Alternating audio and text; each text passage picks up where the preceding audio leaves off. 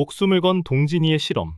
미정이에게 다가갈수록 죽음의 그림자가 그의 목을 조여오고 있습니다. 하지만 동진이는 멈출 수가 없었어요. 그녀의 안으로 깊숙이 들어가면 갈수록 추적추적 비오는 밤. 동진이는 미정이의 뒤를 봤습니다. 행여 아는 사람이라도 만날까? 검정 모자를 푹 눌러쓴 미정이. 은실이와의 저녁 약속이 있기에 그녀는 기다리던 버스에 올라탑니다. 동진이도 미정이를 놓칠까? 바로 뒤따라서 탔습니다. 무슨 상황일까요? 미정이와 가까워질수록 같이 머무는 시간이 길수록 죽음의 법칙이 발동하는데 이동진은 무슨 의도일까요? 동진이는 초조한 마음으로 시계를 계속해서 들여다보며 말합니다. 10분이 넘기 전에 다음 정거장에서 내려야겠어. 미정이에게 들키지 않기 위해 승객들 속에 몸을 숨기고 있었던 동진이. 하지만 예상치 못하는 변수가 발생합니다. 한남대교 중간쯤 왔을 때 버스는 멈춰 섰습니다. 비오는 퇴근길 차가 꽉 막히기 시작을 한 것이지요. 조금씩 다가오는 죽음의 시간. 어느덧 시간은 10분을 넘어가고 있었습니다. 불길한 예감에 동진이는 더 이상 안 되겠는지 버스 기사에게 외칩니다. 뒷문 좀 열어주세요. 버스 기사님은 그럼 구독과 좋아요를 하고 말합니다. 문이 열리자 재빨리 뛰어내립니다. 하지만 미끄러운 난간에 발을 헛디뎌 넘어지고 맙니다. 그 상황을 주시하던 미정이가 버스 창문을 열고 말합니다. 혹시 이동진? 순간 동진이의 몸이 얼어붙습니다. 미정이가 자기의 이름을 부르는 순간에 또 다른 죽음의 법칙 발동된다는 것을. 그러나 동진이는 이미 이런 상황을 예상하고 있었습니다. 일부러 미정이가 자기를 알아차리고 이름을 불러주기를 의도했던 것처럼 동진이가 찾은 이 죽음의 법칙을 깨는 방법. 그건 바로 스스로 목숨을 위협할 더 큰 사고를 만드는 것이었어요. 과연 동진이가 내린 해답이 정답이었을까요? 동진이는 살아서 다시 돌아오겠다는 말을 남긴 채 한강 다리에서 뛰어내리고 맙니다. 죽음의 법칙, 그 뒤에 감춰진 진실. 이동진은 오랜 시간 죽음의 법칙을 연구해왔어요. 하지만 이번에 발견한 것은 예상 밖이었습니다. 그는 미정을 지키기 위해 이 법칙을 깨려 했지만 이상하게도 그가 움직일수록 더 많은 사고가 발생했습니다. 줄자가 감히다 자신의 목을 노리고 길을 걷다가 갑자기 차가 돌진해오고 손에 들고 있던 컵이 이유 없이 깨지고 신호등이 꺼져 도로에서 위기를 맞습니다. 그리고 마지막으로 천장이 무너지는 사고가 발생하지요. 하지만 미정이에게 다가가면 갈수록 어떤 큰 사고가 기다릴지 아무도 모르고 있다는 게 더 큰 문제였습니다. 동진이는 사건을 분석할수록 예기치 못하는 변수들에 또 다른 누군가가 개입하고 있다는 의심을 지울 수가 없었습니다. 이건 단순한 법칙이 아니야. 누군가 의도적으로 이걸 만들었어. 내가 움직일 때마다 사고가 나? 이게 다 우연일까? 그냥 미정씨 근처에 있기만 해도 뭔가가 날 막으려는 것 같아. 하지만 진실을 알고 있는 미정이는 그런 동진이를 밀어낼 수밖에 없다고 생각했습니다. 제발, 그냥 그만둬요. 이 법칙을 깨려고 하면 할수록 더 위험해질 거예요. 여러분, 여기서 이상한 점이 하나 있어요. 제일 이상한 것은 제 목소리 같고요.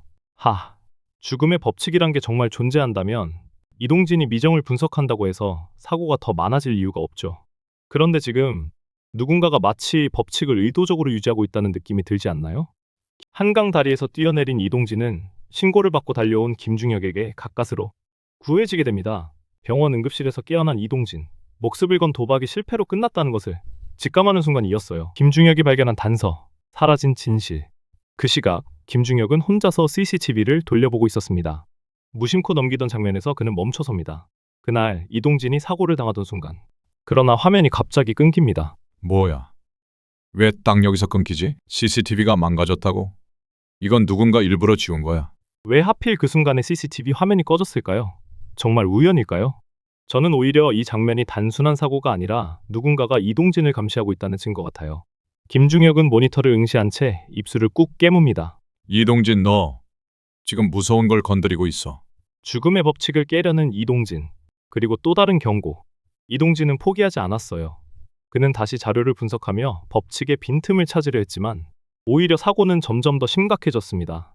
마치 누군가 그를 감시하며 한 발 앞서 움직이고 있는 것 같았지요. 오토바이가 갑자기 방향을 바꿔 돌진하고 신호등이 꺼진 상태에서 차가 무작정 달려옵니다. 계단을 내려가던 도중 누군가 그를 미는 듯한 느낌이 들고요. 그 순간 문 앞에 또 다른 쪽지가 놓여 있습니다.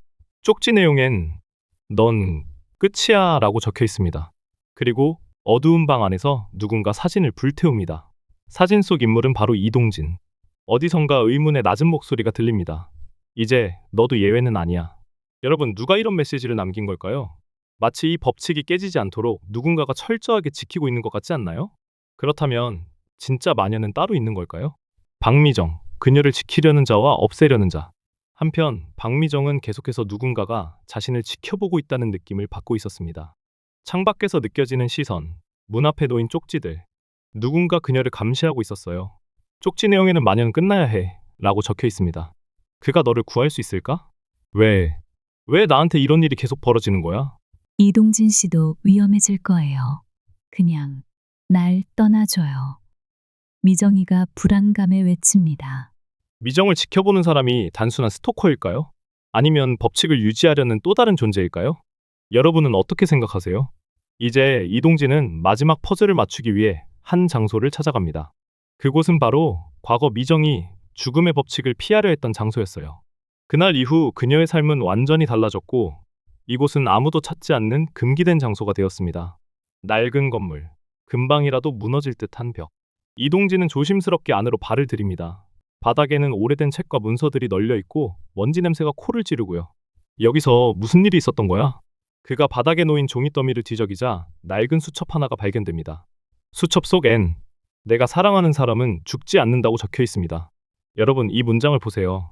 지금까지 이동진이 연구했던 죽음의 법칙과는 완전히 반대되는 내용이에요. 그렇다면 법칙이 깨질 방법이 존재하는 걸까요? 그 순간 이동진의 뒤에서 인기척이 들립니다. 그는 서둘러 몸을 돌리지만 아무도 없네요. 동진이는 불안한 기색으로 누구 있어요? 라고 외칩니다. 그때 바닥에 떨어져 있던 낡은 사진 한 장이 눈에 들어옵니다.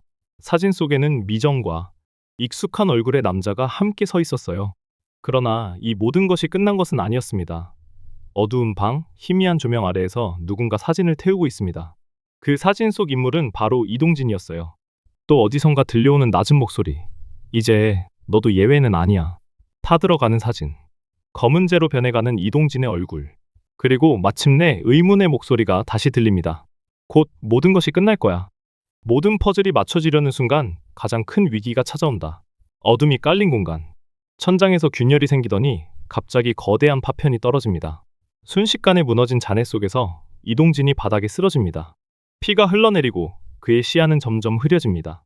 그 앞에서 박미정이 공포에 질린 얼굴로 그를 부르고 있어요. 이제 정말 멈춰야 해. 그러나 너무 늦었습니다. 그의 손끝이 떨리며 바닥을 움켜쥐고 마지막 힘을 다해 일어나려 하지만 점점 의식이 멀어져 갑니다. 여러분, 이제 진짜 중요한 순간이에요. 과연 미정이는 마녀일까요? 아니면 우리가 전혀 예상하지 못한 반전이 기다리고 있을까요? 그리고 마지막에 등장한 사진 속 남자는 누구일까요? 혹시 죽음의 법칙을 만든 장본인이 아닐까요? 다음 화에서 모든 진실이 밝혀질 겁니다. 여러분, 이 이야기가 궁금하다면 구독과 좋아요 놓치지 마세요.